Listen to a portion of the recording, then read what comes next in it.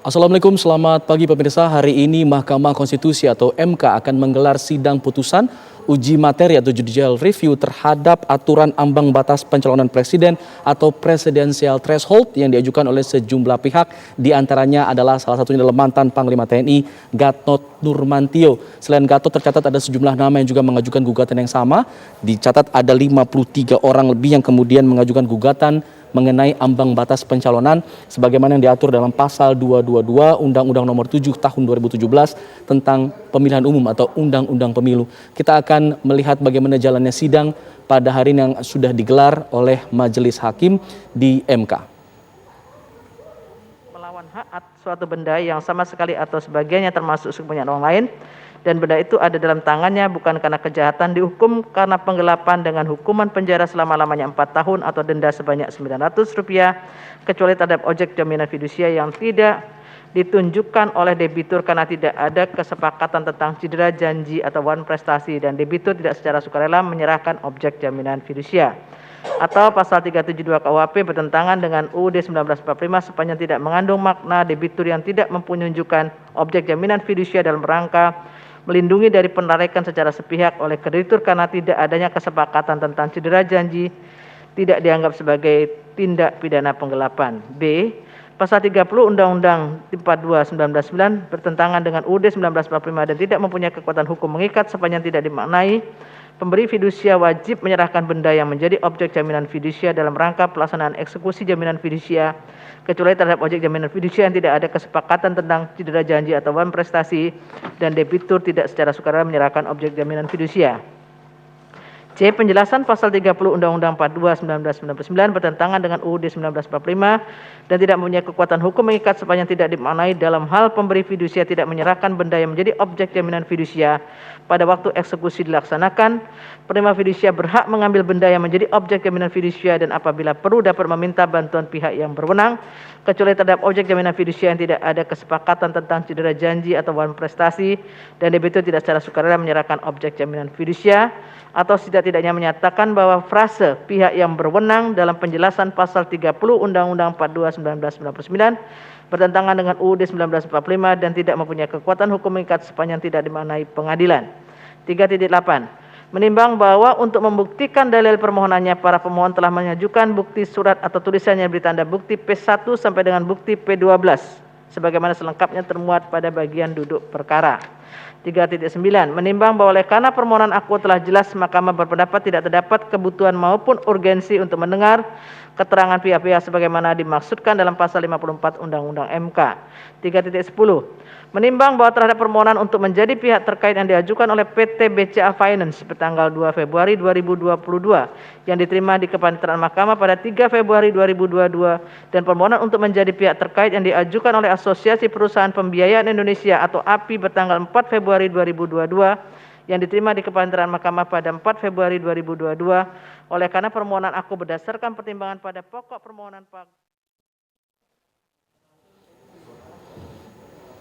Ya, Mahkamah Konstitusi hari ini akan menggelar 8 perkara di mana salah satunya adalah mengajukan atau akan memutuskan mengenai uji materi ambang batas dan sidang uji materi ambang batas pencalonan presiden ini masih akan terus dilakukan setelah MK memberikan putusan terhadap 8 perkara lainnya.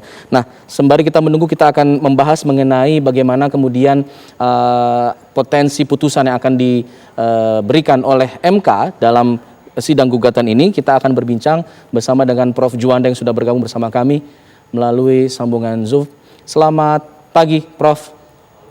Selamat pagi, Mas Alfa. Ya, Prof. Juanda, kita masih.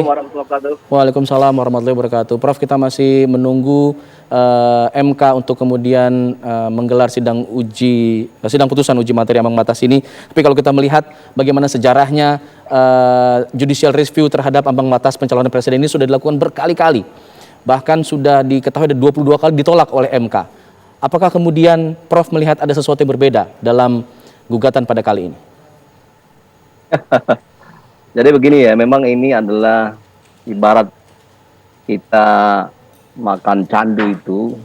Presiden itu merupakan satu jabatan yang memang sangat strategis dan penting untuk seorang warga negara. Oleh karena itu, saya pikir ini wajar saja kalau ada beberapa orang yang selalu menggugat persoalan ini dan bahkan sampai beberapa kali, sampai 22 kali lebih.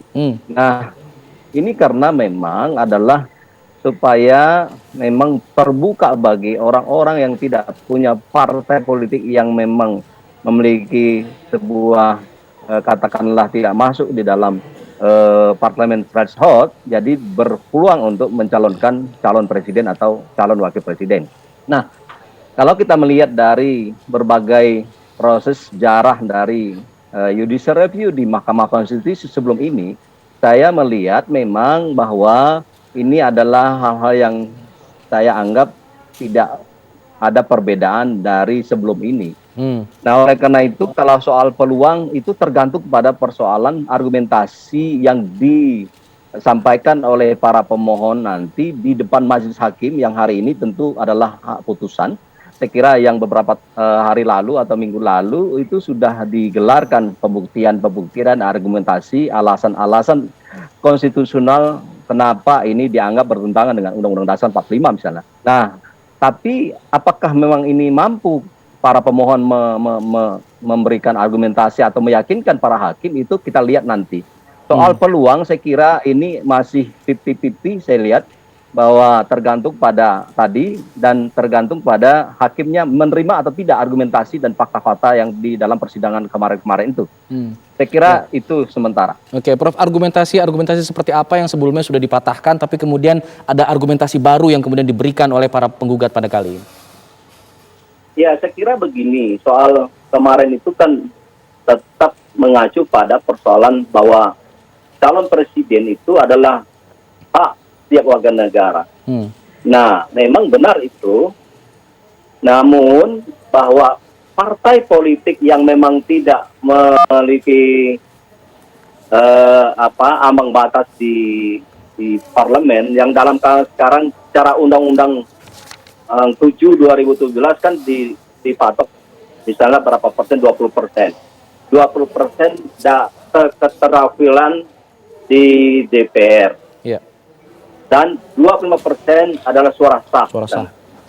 Nah, bagi partai-partai yang tidak memiliki atau memenuhi persyaratan tersebut, maka ini kan tidak mungkin. Orang-orang dan kelompok-kelompok itulah yang sekarang berjuang ya untuk menggugat di MK. Saya kira memang alasannya tidak ada hal yang baru kalau saya melihat ya. Tetapi itu tergantung pada hakim nanti. Ya, apakah memang diterima atau tidak? Saya kira kita berasumsi bahwa 50-50 itu yang saya katakan tadi 50-50%. Ada yang menarik juga, Prof, dalam deretan nama yang menggugat, ada nama dari politikus Partai Gerindra, Ferry Juliantono. Apakah ini kemudian bisa menguatkan gugatan yang diajukan karena Partai Gerindra merupakan partai yang juga memiliki suara cukup besar di pemilu kemarin? Iya, jadi begini, perlu di-clearkan dulu. Apakah Ferry Juliantono itu adalah atas nama pribadi atau atas nama Gerindra? Ya, kalau memang itu atas nama Gerindra, saya kira ini kan perlu dipertanyakan oleh kita bersama dalam konteks persoalan etika. Apakah benar itu melalui restu dari Prabowo sebagai ketua umum? Tetapi kalau memang itu pribadi, memang itu adalah hak setiap warga negara untuk menggugat kalau memang dianggapnya bahwa hak-haknya secara konstitusional dirugikan oleh undang-undang. Saya pikir memang ini terlepas dari apakah ada restu dari Prabowo, ini kan persoalan adalah hak konstitusional setiap warga negara. Jadi di sini bukan bicara persoalan partai, saya kira ya. Oke. Ada argumentasi begini, Prof. Bagaimana kemudian ini bukan masalah 0%-nya atau berapa persennya, tapi kemudian tidak adanya konsep yang diajukan oleh para penggugat ketika 0% itu nantinya kemudian bisa dikabulkan begitu. Jika kemudian dikabulkan, tidak ada konsep yang diajukan. Nah, ini apakah memang pengajuan konsep baru untuk pencalonan presiden ini diwajibkan terhadap penggugatnya, atau sebenarnya seperti apa?